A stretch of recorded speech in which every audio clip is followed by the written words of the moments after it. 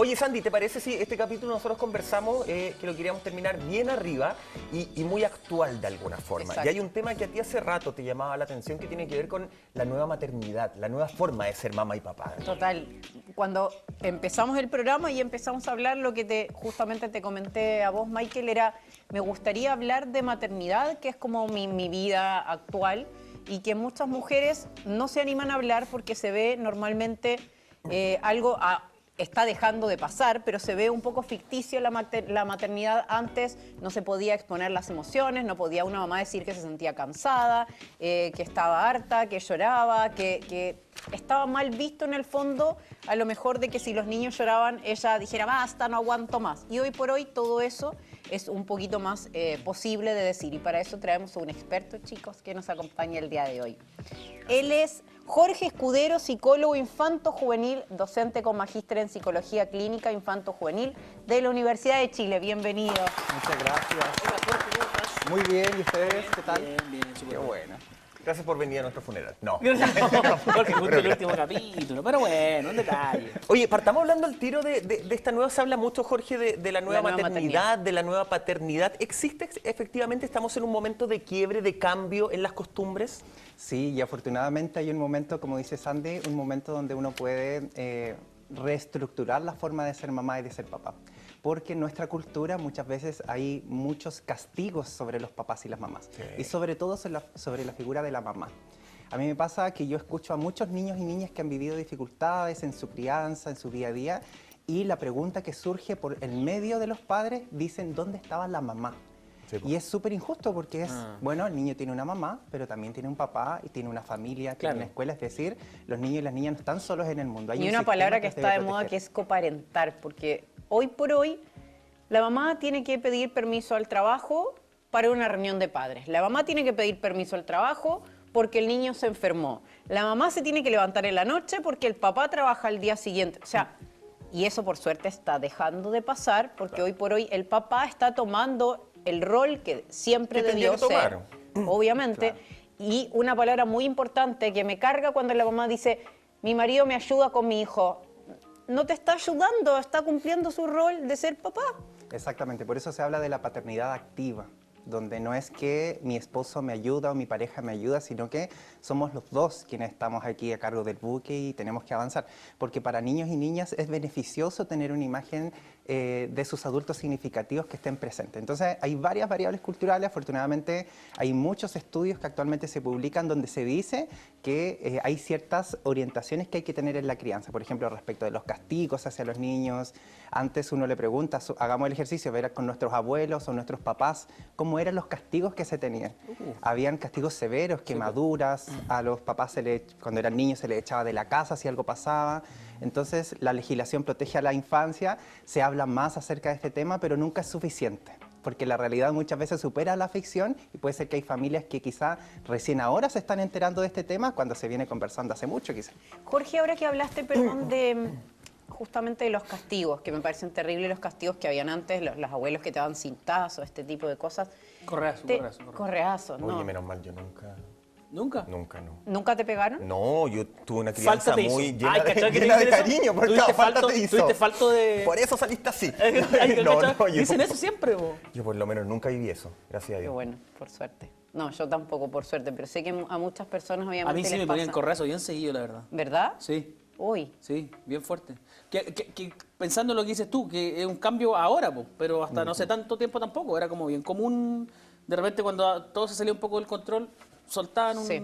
Exacto. un manotazo. Pero yo al punto que quería ir justamente con esto del cambio de crianza y consultarte vos como experto es si los niños en verdad pueden manipular como cree la gente, que yo entiendo que es un mito. Ah, ¿a través de la te dicen- pataleta, por ejemplo? Claro, por ejemplo, un niño no sé, en el supermercado no le compraste algo, Y en el hace mall no le una compraste escena algo, un ahí. show, se tira. Mi hija tiene 1 año 4 y ya se tira al suelo que como pescado fuera del agua.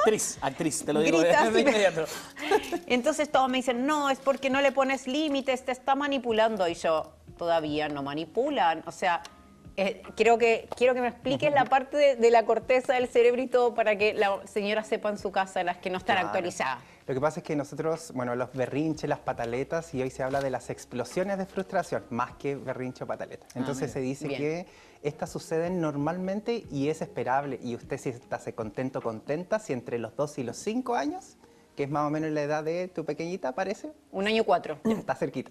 Si entre los 2 y los 5 aparecen estas explosiones de frustración, porque eso es esperable. ¿Por qué? Porque vemos a niños y niñas que a veces no se les entiende muy bien lo que dicen. Entonces los papás y la mamá traducen muy bien, pero el entorno no siempre entiende lo que ellos quieren. Por otra parte, desde el mundo de ese niño o niña, él quiere ganarse al mundo. Lo quiere todo porque está aprendiendo a caminar, sabe más cosas, entonces se siente con la capacidad de tener muchas cosas, pero uno sabe que no podemos tenerlo todo porque hay cosas que son riesgosas. Y es ahí donde uno dice, no hagas esto, ven para acá. Entonces uno dice, eso es esperable, pero también uno puede ir regulándolo. Pero no existe la manipulación. Es parte del proceso. Es parte del proceso, pero no hay una manipulación en ese caso. Uno dice, ¿por qué llegará a esta explosión de frustración? Porque antes, desde el punto de vista de ese niño o niña, él fue avisando que quería algo. Sin embargo, desde los ojos adultos, a veces uno no alcanza a ver todo. Quizá porque no les entiende, porque está empezando a traducir lo que el niño o niña necesita, pero no hay una manipulación porque muchas veces se entiende que hay una intencionalidad negativa detrás de la conducta. Entonces, yo he escuchado adultos que dicen, es que grita justo cuando me estoy quedando dormido. Entonces lo hace para molestarme. Para despertarme. Y en realidad no es así, lo hace porque está necesitando algo. Y esa es la misión que nosotros tenemos. ¿Qué estará necesitando? Porque hay veces en los que los niños se comportan de esa manera en la casa, pero no en el jardín. ¿Y, no en cómo la escuela? se reacciona frente a esa explosión de frustración? Claro, ¿Cómo se de reacciona? ¿Se controla? ¿Se deja que explote y siga explotando y hasta que se canse de llorar y hacer la pataleta? Y esta explosión, perdón, Michael, además sucede porque todavía no terminan de desarrollar la corteza prefrontal del cerebro hasta pasados los 4 años. La gente cree que lo hacen a propósito y en el fondo es porque no pueden controlar sus emociones, no es que están como manipulando. Claro, entonces uno necesita ayudarle en ese proceso, acompañar en ese proceso. Lo importante en ese caso, que es un momento de crisis no solo para los niños, sino que también para el adulto. Sí, el adulto dice, pucha, ¿qué hago? Si estamos en el supermercado van a creer que le estoy pegando, dicen muchos papás y mamás. La prioridad en ese caso es que uno vea qué es lo más importante en este contexto. Lo más importante es que él no se haga daño ni le haga daño a otra persona. Es decir, que no se pegue en la cabeza, que no vaya a pegar una patada, que no me vaya a pegar a mí en la cara, por ejemplo. Eso es lo más importante. Entonces uno puede contener. Veces, ¿eh? Claro, yo he visto niños que, claro, pegando patadas o se golpean y se tiran al suelo. Entonces fue una pataleta, pero además fue un dolor porque se pegó. Entonces, lo importante es de pronto hacer una contención. ¿Cómo uno puede hacer? Uno se agacha al nivel del niño o niña. Mirarlo a los ojitos. Los miramos a los ojos, nos calmamos nosotros primero, porque uno tiene que entender que no pueden ser 2 personas haciendo una pataleta no puede ser el o papá explotando. alterado también. Yo no puedo responder con una explosión, porque si yo respondo con una explosión, damos el pase para que yo grite, para que quizá yo le pegue, para que lo amenace, o para que uno diga, esto no se hace porque estamos aquí, porque estamos acá. Entonces, todo lo que uno le dijo entró por un oído y salió por el otro porque tenía rabia. Me quería centrar en eso. ¿Se transfiere esta actitud que uno puede tener o la atención? Pensemos en los papás y las mamás modernas. Una mujer que está trabajando de sol a sol, que hoy en día es una realidad completamente distinta a otras generaciones. Hoy día las mujeres salen a la vida, para todos es normal. Hasta hace una generación atrás era rarísimo que una mujer saliera a trabajar, no se entendía eso. Entonces vienen con una atención de sus mundos, profesionales, personales, y llegan con una atención también al hogar. Uno trata de disiparlo y trabajarlo en la pareja, pero eso se transfiere de cierta manera al niño para ver si quizás el niño reacciona de cierta forma, la niña reacciona de cierta forma, porque yo también estoy estresado, yo también tengo una carga psicológica. ¿Cómo se trabaja eso? Sí, existe un concepto súper interesante que se llama violencia estructural. Y es un tipo de violencia que todas las personas vivimos, pero que no nos damos cuenta porque es parte de nuestra estructura. Por ejemplo, hay ciertas manifestaciones de violencia que dañan a la crianza. Por ejemplo, manifestaciones de violencia donde los papás toman 2 horas para llegar a su trabajo, trabajan 8 o 9 horas con malas condiciones laborales, 2 horas o 3 horas para regresar a su trabajo.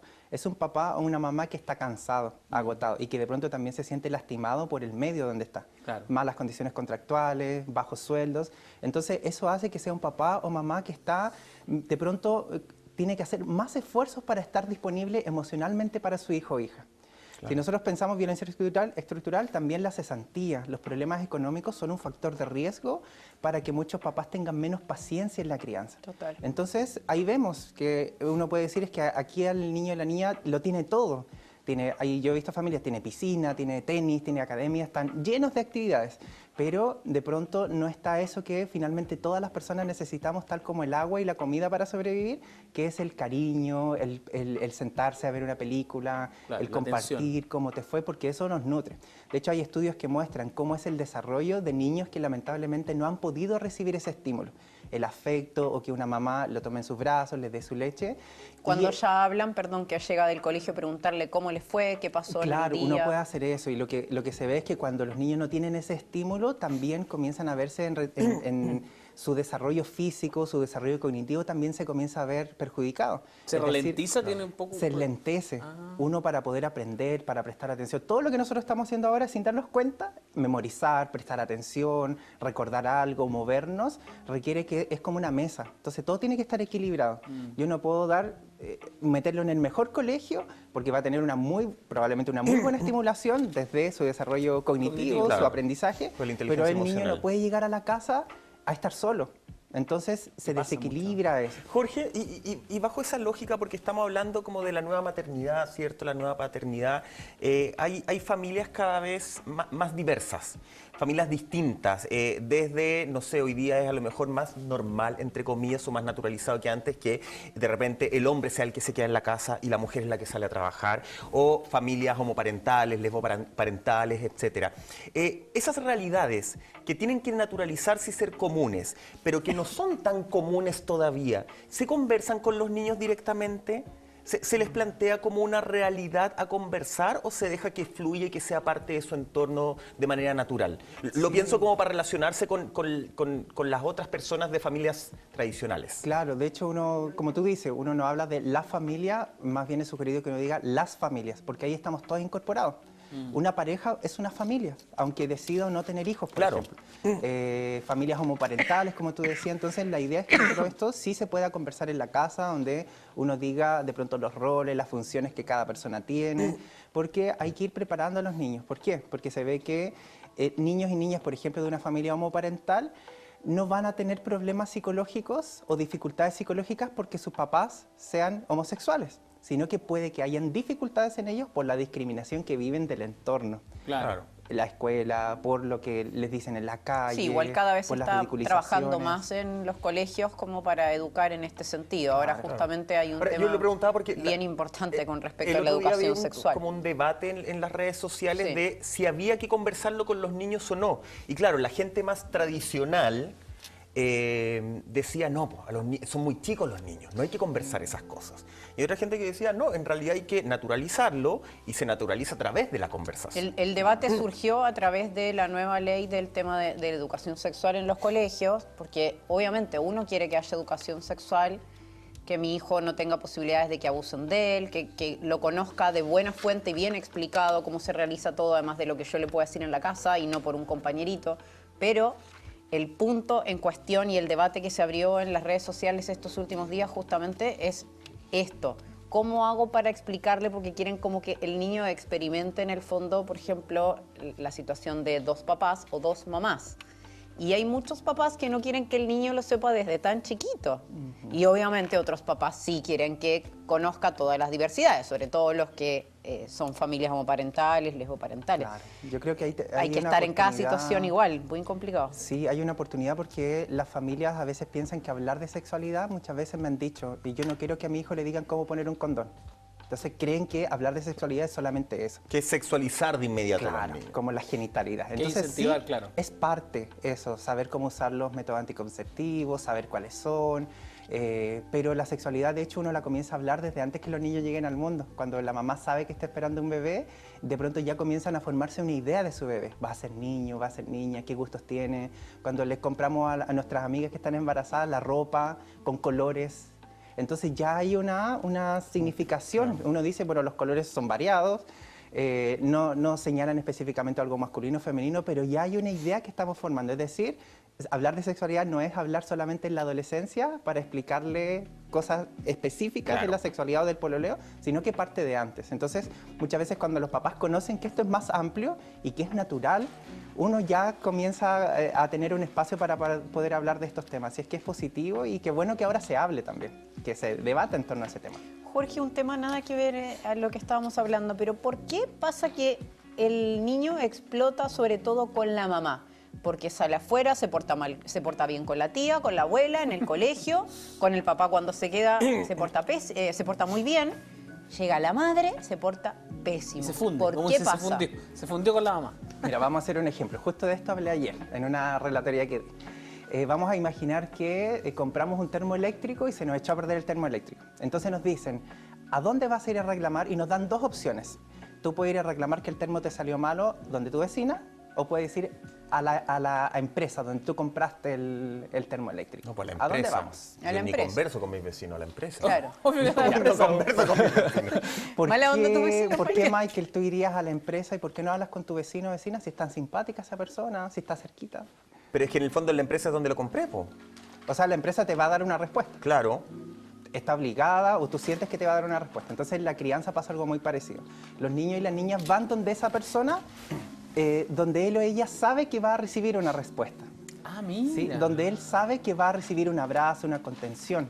Entonces uno se puede preguntar, ¿por qué lo hace conmigo? ¿Por qué lo hace aquí? Y en el colegio no. Se porta Es bien. un niño Entonces, estrella, una niña estrella. de ¿Qué pronto pasa? no se Total, puede Ahí hacer están las la es que respuestas en con la mamá. Temorice es muy notorio. Uno puede sí. hacerse la pregunta, él lo está haciendo aquí porque sabe que puede recibir algo de mí. Jorge. Entonces ahí uno encuentra el nexo, ¿por qué aquí y no en otras Tenemos partes? que nos quedó pendiente un videíto que me gustaría pasarlo hablando justamente del caos de la maternidad y lo que nos pasa que los niños se van con nosotros y no con los papás. Tenemos una experta por ahí que nos pone un videíto cortito, Mamá sin caos, Catalina. La maternidad de hoy es una maternidad que está bombardeada de mucha información y como un mandato inconsciente de que si tienes más datos, más información, ni tienes más tecnología, necesariamente tienes que ser capaz de hacer más que las generaciones anteriores que tenían menos de esos recursos, ¿verdad? Y por otro lado, se confunde un poco con el discurso feminista que nos dice que nosotras podemos hacerlo todo y algunas escuchan que tienen que hacerlo todo y no es lo mismo. Entonces esta oda al multitasking, esta oda a la mamá pulpo existe todavía, quizás no arraigado a un buscar la maternidad perfecta, pero sí a hacer más, a producir más, a aprovechar más. Maravilloso. Para que la sigan ahí en Instagram, Mamá sin caos, Cata, que siempre nos tiene ahí consejos sobre maternidad. Jorge, un placer haberte tenido con nosotros y aclararnos un poquito el panorama. Nos gustaría un capítulo Hablar, sí, mucho más mucho extenso, más, obviamente, obvio, sí. pero el tiempo de la tele es así. Muchas gracias. Muchas gracias a ustedes por invitarme. Gracias, Jorge. Feliz de haber compartido con ustedes y con todo su público también de Gracias, Junta Jorge. Rica. Ahí en ¿Dónde el te GC estaba encontramos? apareciendo tu Instagram. Psicólogo en casa en Instagram, Facebook o YouTube. Ahí hay mucho contenido de crianza, así es que gratuito para que sus amigas y amigos lo tengan Buen disponible. punto. Muy Muchas bien. gracias, Muchas gracias. Jorge, que esté muy bien. ¿Nos vamos a una pausa? Nos vamos a Sí, una pues, pausa y vamos. volvemos.